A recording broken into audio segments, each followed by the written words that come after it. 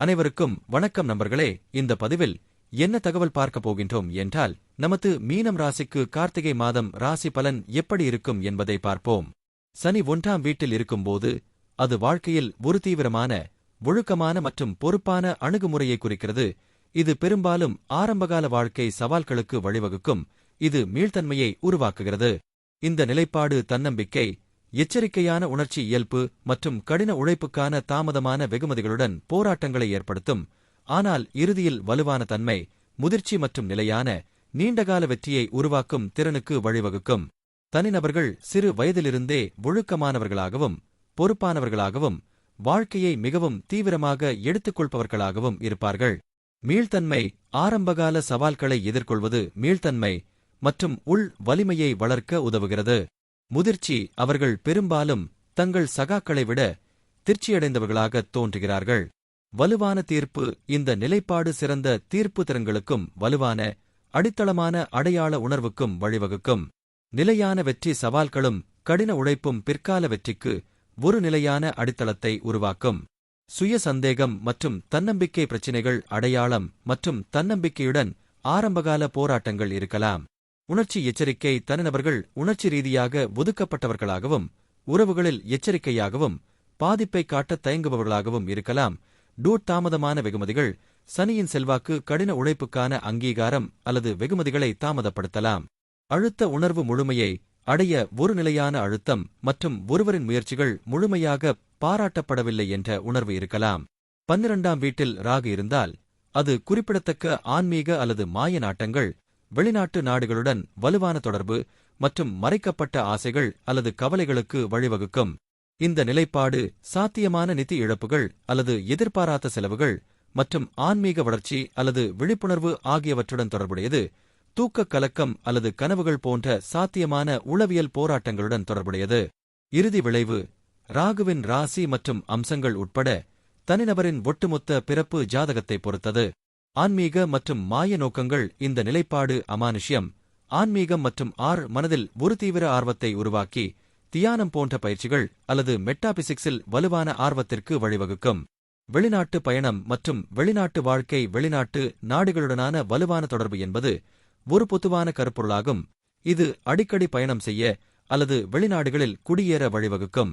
மறைக்கப்பட்ட ஆசைகள் மற்றும் கவலைகள் ராகுவின் செல்வாக்கு மறைக்கப்பட்ட அல்லது அடக்கப்பட்ட ஆசைகளை உருவாக்கி மனதில் கவலைகள், கனவுகள் அல்லது தூக்கமின்மைக்கு வழிவகுக்கும். நிதி சவால்கள் இது கண்ணுக்கு தெரியாத அல்லது திட்டமிடப்படாத செலவுகள், நிதி இழப்புகள் மற்றும் அதிக செலவுகளை குறிக்கலாம். சுகாதார பிரச்சினைகள் கண்டறிய கடினமாக இருக்கும். உடல்நல பிரச்சினைகள் இருக்கலாம். சில சமயங்களில் மருத்துவமனையில் சேர்க்கப்படுதல் அல்லது சிறைவாசம் ஆகியவற்றுடன் தொடர்புடையது. உளவியல் மாற்றம் தங்கள் மனதில் இருந்து புதைக்கப்பட்ட உணர்வுகள் மற்றும் தீர்க்கப்படாத பிரச்சினைகளை எதிர்கொள்ளும்போது ஜாதகக்காரர்கள் தீவிர உளவியல் மாற்றத்தை அனுபவிக்கலாம். 6ஆம் வீட்டில் கேது சஞ்சரிப்பது எதிரிகள், கடன்கள் மற்றும் ஆரோக்கியம் போன்ற சவால்களை ஒரு தனித்துவமான அணுகுமுறைக்கு வழிவகுக்கும். தடைகளை உள்ளுணர்வாக கடக்கும் போக்குடன் இந்த நிலைப்பாடு மர்மமான உடல்நல பிரச்சினைகளை ஏற்படுத்தக்கூடும். அவற்றை கண்டறிவது கடினம், ஆனால் இது வலிமையையும் எதிரிகளை வெல்லும் திறனையும் வழங்குகிறது, பெரும்பாலும் குறைந்தபட்ச முயற்சியுடன். ஒரு நபர் சேவை அல்லது குணப்படுத்துவதில் சாய்ந்திருக்கலாம். ஆன்மீகம் தொடர்பான தொழில்களில் ஈடுபடலாம், மேலும் பெரும்பாலும் அன்றாட வேலைகளிலிருந்து விலகியிருக்கலாம். எதிரிகளை வெல்வது இந்த நிலை எதிரிகள் மற்றும் தடைகளை கடக்கும் ஒரு ஆச்சரியமான திறனை வழங்கக்கூடும். அவை இந்த நிலையில் உள்ள ஒருவரின் ஆர்வத்தை வெறுமனே பின்வாங்கவோ அல்லது இழக்கவோ கூடும். உள்ளுணர்வு சிக்கல் தீர்க்கும் திறன் 6வது வீட்டில் கேது உள்ள ஒருவர் உள்ளுணர்வாக பல பிரச்சினைகள் மற்றும் போராட்டங்களைத் தவிர்க்கலாம். தொழில் வாய்ப்பு இந்த நிலை சிகிச்சை, ஆன்மீகம் அல்லது சேவை சார்ந்த தொழில்களுக்கு சாதகமாக இருக்கலாம். சிலர் வலுவான ஆன்மீக அல்லது சேவை சார்ந்த இயல்பை வளர்த்துக் கொள்ளலாம். நல்ல சுகாதார நடைமுறைகள் இந்த நிலை உள்ளவர்கள் பாரம்பரியமற்ற முறைகள் மூலம் நல்ல ஆரோக்கியத்தை பராமரிக்கும் போக்கை கொண்ட முழுமையான ஆரோக்கியத்திற்கு ஈர்க்கப்படலாம். உடல்நலப் பிரச்சினைகள் விசித்திரமான அல்லது கண்டறிய கடினமாக இருக்கும் உடல்நலப் பிரச்சினைகள் உருவாகும் வாய்ப்பு உள்ளது. தவறான நோயறிதலின் அபாயங்கள் அதிகரிக்கக்கூடும். பற்றின்மை, அன்றாட வழக்கங்கள் மற்றும் போராட்டங்களிலிருந்து விலகல் உணர்வு பொதுவானது. ஒருவர் பிரச்சினைகளுக்கு பயப்படாமல் இருக்கலாம், ஆனால் வழக்கமான முறையில் அவற்றுடன் ஈடுபடாமல் இருக்கலாம். காயத்திற்கு ஆளாகும் தன்மை. இந்த நிலை ஒரு நபரை காயங்கள் மற்றும் விபத்துகளுக்கு ஆளாக்கக்கூடும் என்று சில விளக்கங்கள் தெரிவிக்கின்றன. 4ஆம் வீட்டில் குரு பொதுவாக வீடு, குடும்பம் மற்றும் வீட்டு மகிழ்ச்சி தொடர்பான நல்ல தாக்கங்களை கொண்டு வருகிறார். இதில் அதிகரித்த செல்வம் மற்றும் சொத்து ஆகியவை அடங்கும். இந்த இடத்தை பிடித்த நபர்கள் பெரும்பாலும் புத்திசாலி, தாராள மனப்பான்மை கொண்டவர் மற்றும் திருப்தியானவர் என்று கருதப்படுகிறார்கள். வீடு மற்றும் கார் போன்ற ஆடம்பரங்களை அனுபவிக்கிறார்கள். இருப்பினும் இந்த இடம் எதிர்மறையான விளைவுகளையும் ஏற்படுத்தக்கூடும். எடுத்துக்காட்டாக, தொழில்முறை காரணங்களுக்காக ஒருவரின் தாயிடமிருந்து அல்லது தாயகத்திலிருந்து பிரிந்து செல்வதற்கான சாத்தியக்கூறுகள். வீடு மற்றும் குடும்ப வாழ்க்கை. 4வது வீடு தாய் மற்றும் மகிழ்ச்சியை குறிக்கிறது. இவை குருவின் இருப்பால் சாதகமாக பாதிக்கப்படுகின்றன. இந்த இடம் ஒரு இணக்கமான மற்றும் ஞானம் நிறைந்த வீட்டை ஊக்குவிக்கிறது. செல்வம் மற்றும் சொத்துக்கள். தனிநபர்கள் தங்கள் தனிப்பட்ட சொத்துக்கள் மற்றும் செல்வத்தை அதிகரிக்க வாய்ப்புள்ளது. இது பரம்பரை மூலம் சாத்தியமாகும். அவர்கள் வீடு, கார் மற்றும் சொத்து போன்ற ஆடம்பர இன்பங்களை அனுபவிக்க வாய்ப்புள்ளது. தனிப்பட்ட குணங்கள். இந்த இடம் ஞானம், தாராள மனப்பான்மை மற்றும் பொதுவாக மகிழ்ச்சியான மற்றும் வளமான வாழ்க்கையுடன் தொடர்புடையது. நல்ல அதிர்ஷ்டம். 4வது வீட்டில் வியாழன் மிகுந்த திருப்தியை அளிக்கும் மற்றும் சவால்களை சமாளிக்க தனிநபர்களுக்கு உதவ முடியும். குடும்ப பிரிவு. ஒருவரின் தாயிடமிருந்து அல்லது தாயகத்திலிருந்து சிறிது காலத்திற்கு பிரிந்து செல்ல வாய்ப்பு உள்ளது.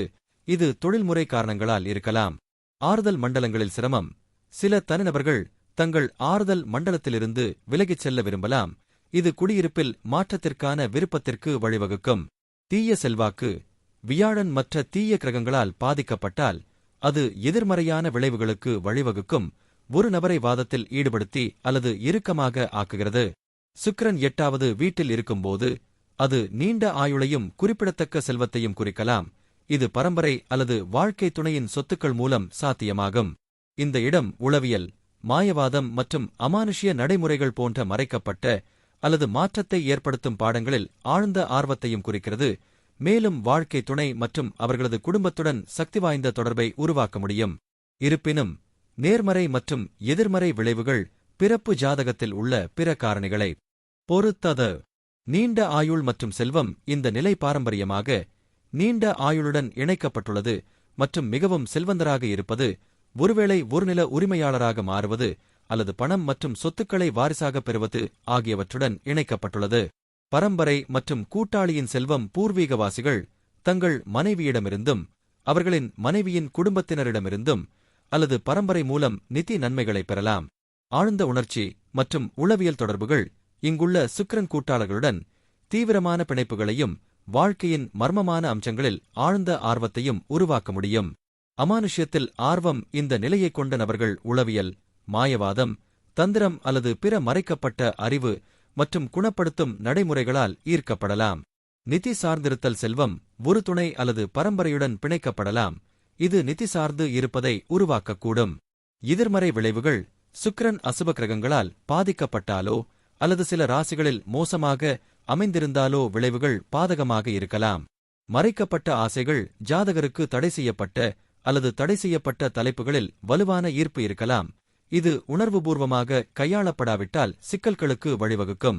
8ஆம் வீட்டில் புதன் இருப்பது மர்மம், உளவியல் மற்றும் ஆராய்ச்சியில் ஆர்வங்களுக்கு வழிவகுக்கும். அத்துடன் திடீர் செல்வத்திற்கான சாத்தியக்கூறுகளையும் ஏற்படுத்தும். ஆனால் தகவல் தொடர்பு சவால்களையும் கவனமாக நிதி மேலாண்மைக்கான தேவையையும் குறிக்கலாம். 8ஆம் வீடு திடீர் நிகழ்வுகள், மாற்றம் மற்றும் மறைக்கப்பட்ட விஷயங்களுடன் தொடர்புடையது. எனவே இங்கே புதன் விரைவான புத்திசாலித்தனம், அமானுஷ்யத்தை பற்றிய ஆர்வம் அல்லது நிதி மற்றும் ஆராய்ச்சியில் பயன்படுத்தப்படும் தகவல் தொடர்பு திறன் என வெளிப்படும். அறிவுசார் ஆர்வம். மர்மங்கள், மரணம், உளவியல் மற்றும் மறைக்கப்பட்ட அறிவு போன்ற பாடங்களில் நீங்கள் ஈர்க்கப்படலாம். திடீர் செல்வம். 8ஆம் வீட்டில் சூரியனுடன் புத்தராதித்ய யோகா இணைந்திருப்பது பங்குச் சந்தை, லாட்டரி அல்லது பரம்பரை மூலம் திடீர் ஆதாயங்களை ஏற்படுத்தும். நிதி மற்றும் ஆராய்ச்சி திறன்கள். இந்த இடம் ஆழமான ஆராய்ச்சி அல்லது சிக்கலான நிதி விஷயங்களை கையாள ஒரு திறமையை கொடுக்கும். தொடர்பு சிக்கல்கள். இந்த இடம் சில நேரங்களில் தகவல் தொடர்பு சவால்களுக்கு வழிவகுக்கும். குறிப்பாக மற்ற கிரக தாக்கங்கள் சவாலானதாக இருந்தால், மிகையான விமர்சனம் அல்லது ரகசியம் போன்றது.